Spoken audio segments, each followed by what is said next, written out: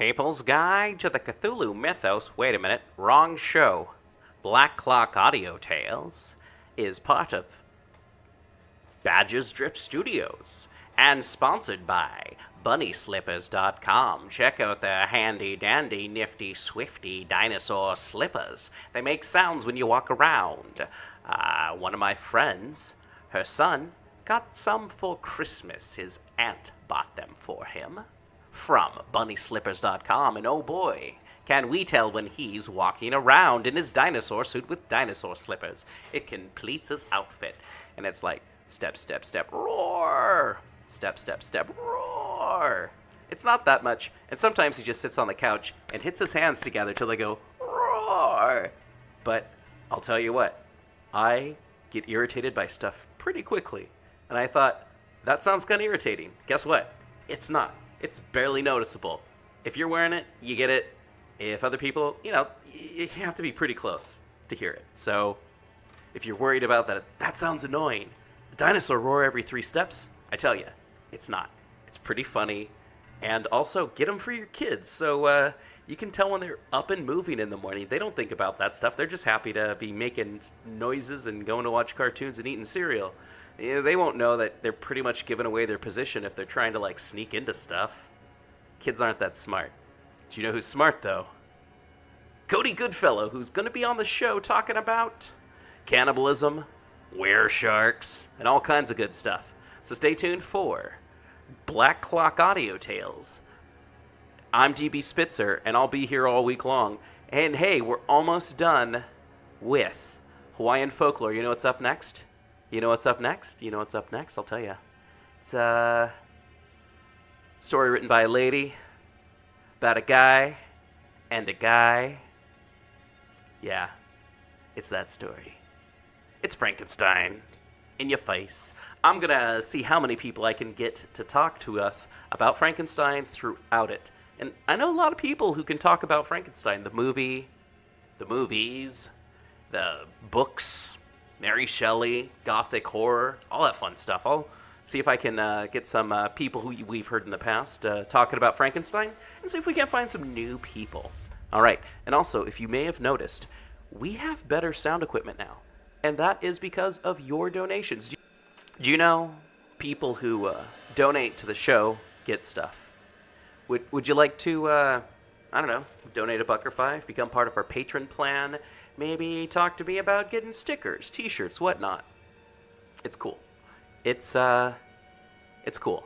Yeah, I think you'll like it.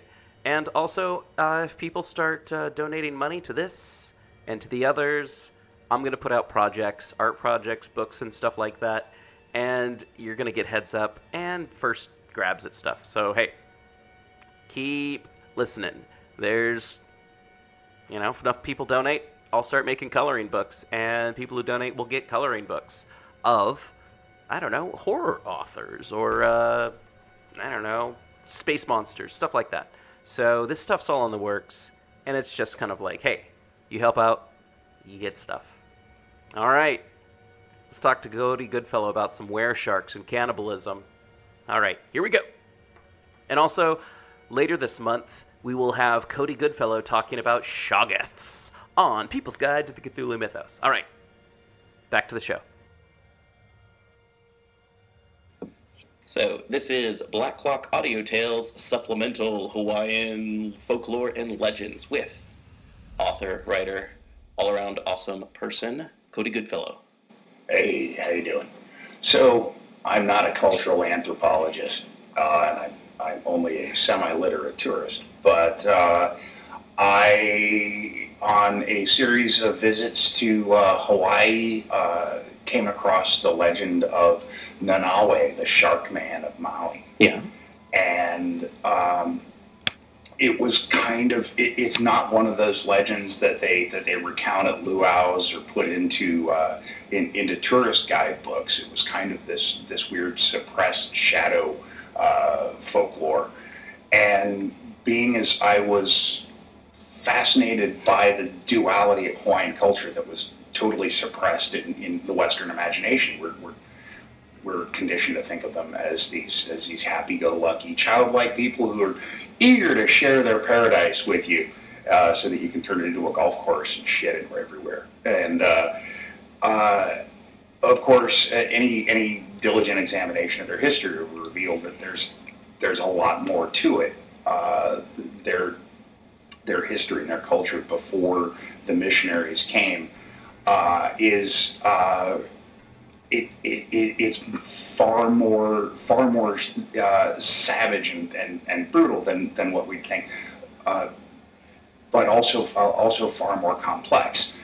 And I was drawn to the myth of Nanawe because it's a folk tale with everything that you'd look for in Bullfinch's mythology. It's God's coupling with mortal women and tragic destiny, and but it also has this specificity of a true crime anecdote, and it felt like something real.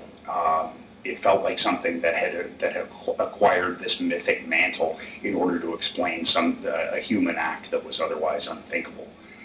And this led me to explore the concept of, the practice of cannibalism and ritual sacrifice in Hawaii. And the Hawaiian people will assert, and anthropological evidence bears out, that there was no history of culturally accepted cannibalism in the Hawaiian Islands. But while human beings were forbade to eat human flesh, the gods never got enough of it and were constantly ravening for it. And thus, priests were constantly having to look for excuses to sacrifice human beings to the gods. And it's you think of Hawaii as this beautiful carefree paradise where everything was ready at hand, and yet I guess it's human nature to find some way to screw all of that up. The traditional Polynesian people, or traditional Polynesian culture, is laden with kapu, many of which are for people's safety or for the long-term preservation of the society, but many of which were seemingly very fickle and arbitrary and seemed geared towards punishing people in order to feed the gods. Of course, cannibalism itself was kapu and seen as repugnant in the eyes of the people and in the eyes of the god Kane. But the god Ku, the god of war, demanded human sacrifice in times of famine, in times of war, or to stave off times of famine or war. Human beings would be sacrificed. When a chief wanted a new canoe, it was not unheard of for a sacrifice to be made at the foot of the tree that was going to make the canoe, and on the day that the canoe was finished, and at other points in the canoe's construction, it was not unheard of to sacrifice a human being at each corner of a new house. So the relationship between seeing human beings as human beings, which is the most vital, fundamental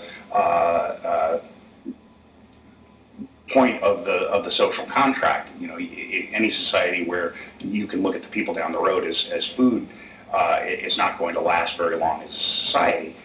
And I think accounts of cannibalism in the South Seas are often either straight up blood libel or a misunderstanding by Western missionaries and explorers. Of course, the touchstone of this was the death of Captain Cook. Of course, Captain Cook died during a conflict. It was a very, very volatile situation where a first contact with Europeans, and he was killed, and his body was rendered as a sacrifice to the gods. And there's an account of of two Polynesian natives who came to the ship and apologized for the death of Orono, as they called Captain Cook, and they presented the horrified men on his ship with 9 pounds of his flesh, which they had retrieved as a goodwill gesture. His bones were apparently scraped clean, and all of his flesh was burned. In some accounts, his intestines were accidentally eaten, by several children. That's a likely enough misunderstanding. Herman Melville, in his book Typee, has a lot of fun with with an old man who claims to have eaten one of the toes of Captain Cook, and this is the white European imagination playing with the idea of the noble savage having renounced cannibalism and yet kind of returning to it like sneaking a cigarette. But there are an abundance of stories that I think are there to reinforce the kapu against cannibalism, but also to that was weird. Anyway. Oh, what's up? Oh. Yeah. And the tape failed. Haunted basement. But they also these stories themselves have become kind of erased from the body of Hawaiian folklore. I think because the very problematic and complex nature feeds into this lurid white imagination of Polynesians as cannibals. But you take a story like the story of Kali'i Aikanaka, Chief Maneater, who's kind of an ogre character, and it's fascinating how there's kind of deflection and misdirection to create these characters who were always other coming into Hawaii. And bringing this horrible act, and yet its seduction is readily apparent in the stories. While ordinary people never consumed human flesh, it wasn't unheard of for warriors upon vanquishing an opponent to remove the heart and actually eat it. This is probably something one asshole did once, and it was so metal that it gets talked about, and it's kind of seeped into white colonial consciousness. But Kali'i Aikanaka was a warrior chieftain who where he came from isn't clear, but it's always someplace else, possibly Tahiti. But he first appears on the island of Kauai. And he's a champion wrestler and boxer and a great warrior, but somewhere he picked up the taste for human flesh. And he was driven from his own home. He's driven from Kauai, and he settles on Oahu with a group of followers. But they're of course soon reviled and despised because they pick fights and they kill and eat their victims. And eventually a group routed them out. It's a story that has a lot of resonance with the story of Sawney Bean, in Scotland. Yeah. The 16th century highwayman cannibal. And he was said to have existed somewhere in the 18th century. And there's a whole body of chief man-eater stories that were kind of straight up invented to scare children. More complex and tragic is the story of Oahu Nui, who was supposedly a king on Oahu, although he is not mentioned in any of the official genealogies. Of course, if you had a cannibal in your family tree, you'd probably be forgiven for lopping that branch out too. But Oahu Nui was the last king who occupied the royal quarters at Oahu Nui in central Oahu. And he was seduced or tricked into consuming human flesh by another tribe of cannibal warriors who were also called the Aikaнаkas, or man-eaters. And he developed a taste for it and murdered and cooked and ate his two nephews. And in the legend, his brother returned to the royal house and found the skulls cleaned and hanging out in front of the porch. And he came inside and found Oahu Nui drunk on human flesh and awa, which is a fermented beverage. Oh, I know awa. Okay. But do you know long pig? Oh, no. They're two great tastes that go great together. That's what I hear. Yeah, so he beheaded Oahu Nui and left his body in that spot, and the entire household became kapu, and the royal seat was relocated to Waikiki thereafter. And it's fascinating that cannibalism, it comes up in these stories again and again as something that is forbidden and makes the man into something other, and yet it's something that's so seductive, and you wonder if it isn't forbidden. I mean, it's forbidden for the same reason, opening an umbrella indoors is forbidden. Somebody's going to lose an eye. Yeah. But also because it belongs to the gods. I mean, if in Polynesian culture, if your shadow fell across the shadow of the chief, you're going on the block. If you eat the wrong fish, you're going on the block. If a woman eats lobster, or if a woman eats coconut, or if anybody's sitting in a canoe on the wrong day, you're going on the block. And human sacrifice was introduced, like a lot of things, to Hawaii from Tahiti. They trace it to one specific priest who brought the practice. And basically, the gods are hungry. Some anthropologists point to each of the canon of Hawaiian gods: Ku, Kanaloa, Kane, and Tanaloa. One whose name escapes me. But as possibly men, as priests who came from Tahiti and thus acquired the mantle of gods. Which brings us to Nanaue.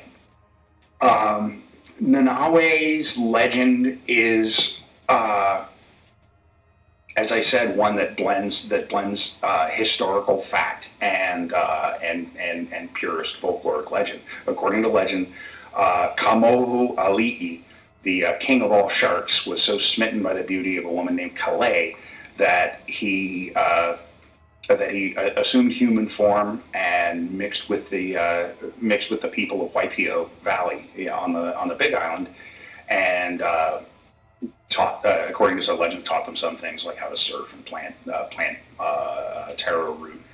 But he seduced Kalei and gave her a son. On the eve of the boy's birth, without telling her his true origins, he told her, "Well, my work is done here. I'm leaving. Don't ever let him eat meat. You'll find out why." And he disappears. And Kalei gave birth to a beautiful son, whom she named Nanaue, who was perfect in every way, except for the gaping, razor-fanged, lying mouth on his back. And she obeyed the kapu against feeding him meat and let him swim by himself in another lagoon, where he became a shark whenever he entered the water. And everything went well until he reached an age when he was taken to the longhouse to eat with the men, and right? And she had no control over it, so he ate meat and soon discovered that A, he really loved meat, and B, he was surrounded by meat. Nanaue took to swimming in the ocean and devouring his fellow villagers. People kept disappearing whenever they went into the ocean, and the only one who ever came back was Nanaue, who kept to himself and wore a mantle of tapa cloth over his back at all times. Once a nosy person ripped the tapa cloth off of his back, revealing this huge gaping mouth. And the people tried to seize him, but he threw himself into a river and assumed his shark form and swam away to the island of Maui, where he ingratiated himself with the Ali'i's family in the village of Hana, and found himself at the peak of the society. And he was a very handsome, athletically gifted man, a very strong swimmer, who would often challenge people to swimming contests. But nobody who lost a swimming competition to Nanaue ever came back. And Nanaue's appetite grew and his audacity grew until such point as he grabbed seized a girl in human form, carried her into the ocean, changed and ate her in full view of the rest of the village. They tried to get him, but he escaped again, this time to Molokai. And again, married the most beautiful woman in the village, and was the toast of Molokai society until the priests there heard from the priests at Hana the truth about him, and put that together with the rash of disappearances. And so they watched Nanaue, and when they saw him transform, they caught him in a net, dragged him out of the ocean, and chopped up his body. His shark form was so full of fluid that they couldn't keep a fire burning underneath him to destroy him. According to, reading between the lines of the legend, it sounds as if even dismembered, he was still alive and possibly in danger of growing back together. And the priests and the people of Molokai had to denude all of the forests on the island in order to build a bonfire large enough to destroy his remains. And thus perished Nanaue, the shark man of Hana. Huh. And you can find online and in some of the folklore books. It's a lesser known myth. There's an album called The Shark Man of Hana. You can do an image search and find the lurid cover art. Sadly, nobody's ever digitized it or put it up on YouTube. There's no report of its accounts or of its contents. But just look at the art. I have to imagine it's one bitchin' album. Nanaue is the most prominent shark man, but not the only one. I found one account of a similar case named Kewalo, and Kewalo was a humble hermit who lived outside his village down near the shore, and he would ask anyone who was going fishing, where they were headed to fish or swim, and he would invariably warn them, "Be careful, a shark might eat you," and then he would follow them, and he would turn into a shark, and he would eat them out in the ocean. And he did this a number of times until he was caught, and the priests killed him. And this story has none of the symbolism or frippery or divine intervention that Nanaue's story does. But again, it feels like a story, kind of like the stories like Peter Curtin, the Vampire of Dusseldorf, or medieval accounts of werewolves. Yeah, probably savage men that acquired a taste for human flesh. And it's weird the persistence of these stories at the back end of this folklore, because our very Manichean, very very simple understanding of or forbiddance against this kind of thing, but also our very equally lurid interest in it. Of course, I when you write horror stories, you're capitalizing on somebody's misfortune. It's understandable why these things are buried, and not really a centerpiece of their folkloric traditions, because they're not always freaking fascinating. But I would love to have a conversation with a local folklorist about and by which I mean local as in Polynesian, about these stories and why they aren't more widely known. And I think because it's troubling, and it's also it's a reminder of a time that's shameful and weird. I mean, the real threat and the real horror wasn't really isolated nuts like Kewalo or Nanaue or even Keali'i Kanaka, who practiced cannibalism, in warfare or because they were Stone Age serial killers, but evil bastards like Pao, who brought the practice of human sacrifice and made it something institutional.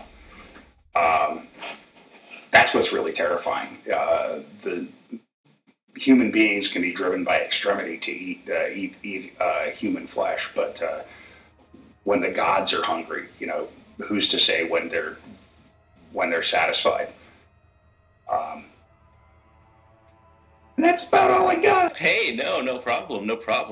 Just something I wanted to point out is, or something I wanted to say is that the cannibalism and like it being an other as opposed to you, and so it's not us. It's this otherness. Really reminds me of Wendigos. Right. Yeah. Right. Yeah. And Nanawe is kind of like a Wendigo. It's that Athapascan thing. What I loved about the story of the Wendigo is that you can become one by eating human flesh or by becoming lost in the woods. Yeah. I love that those two were equally, they're put on the same scale with the same weight and as their value in their culture. Two great tastes that taste great together. Right. You can look at the Koalo myth as a cautionary tale. The moral of which is never tell anybody where you're going fishing. But they're I think because of an examination of you look at folk tales as some are a description of this is who we are, and they're laid alongside this is who we are not. And there's always a need psychologically to define the ones that we are not as something other. They turn into a wolf by the light of the moon, and they can turn into a shark when they go into the ocean. That's the fascinating question. But this is also the culture that gave us the notion that you could gain somebody's courage by eating their heart. So, does it make you another, or does it make you quintessentially what you are? I don't know, but I look at the news and I have to think one way or another. We won't have long to find out. When they reboot Soylent Green, Will Smith's going to yell, "Yeah, Soylent Green's only like 20% people." Well, so I'll give you a plug.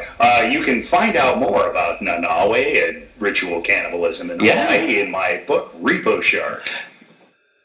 Nice. Available from Broken River Books.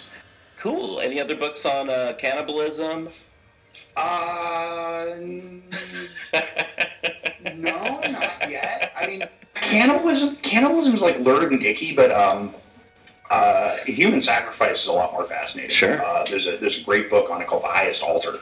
It's a survey of human sacrificial practices. It focuses a lot on South America, but it's a great resource for further reading. Nice. Yeah, has some wonderful recipes. But yeah, if you're going to be cooking human flesh, use a banana glaze and wrap it in taro leaves. Good to know.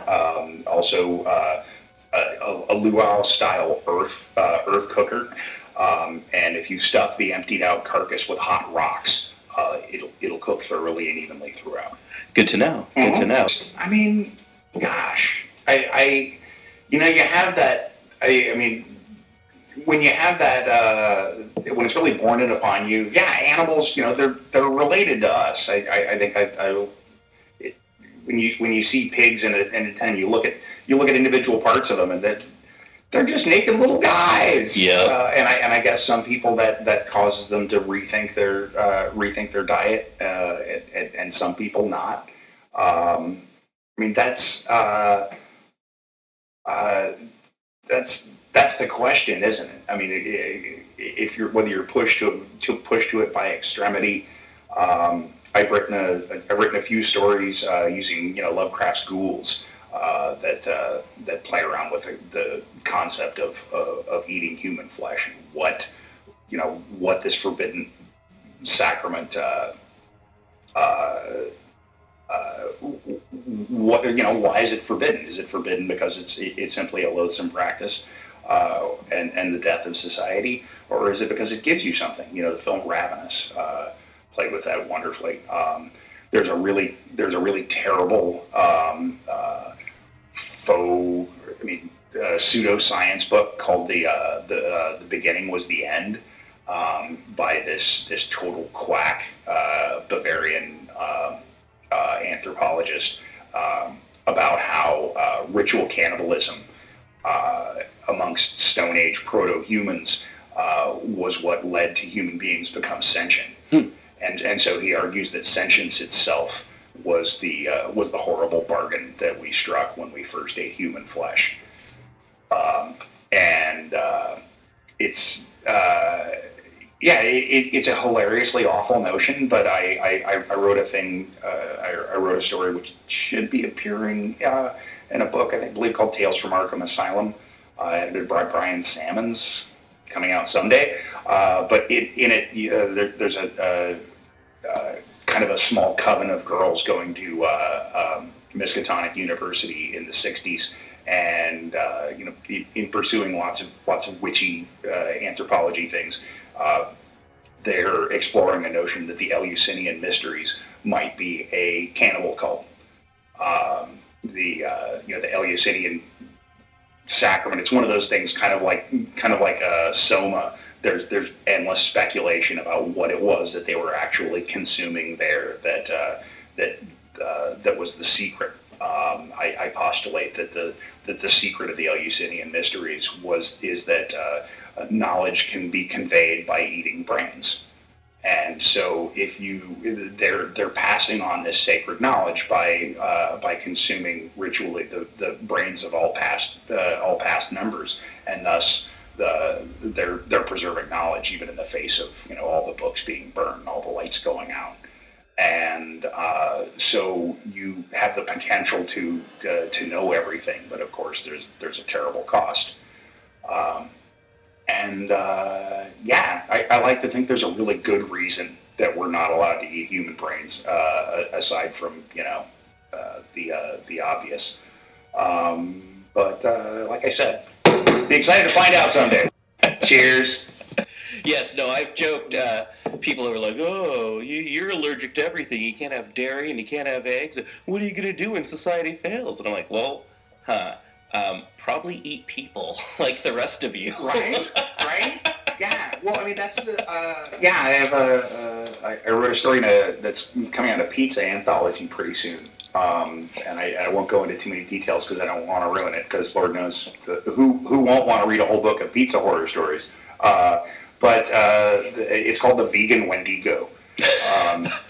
And I can't stop picking at any ironclad ethos. And so the notion of veganism, it seemed like, well, okay, you're not allowed to eat meat, but why? Because of course it's non-consensual. You by the same argument, you can't eat honey because you're robbing the bees.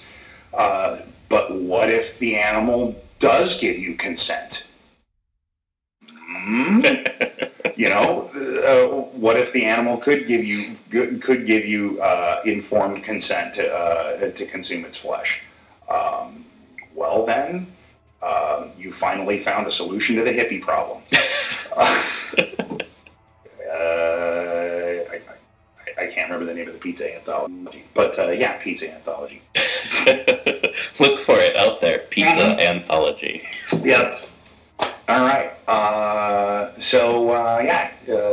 Enjoy your long pork, folks.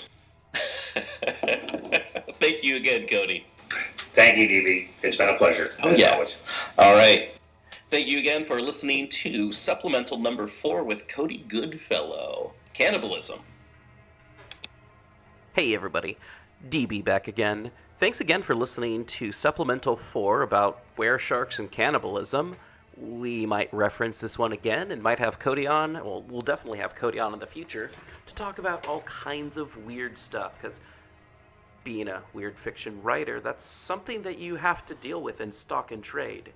And if you've ever met Cody Goodfellow, well, he's well stocked in the weird. All right. Hey, would you like to be on the show sometime?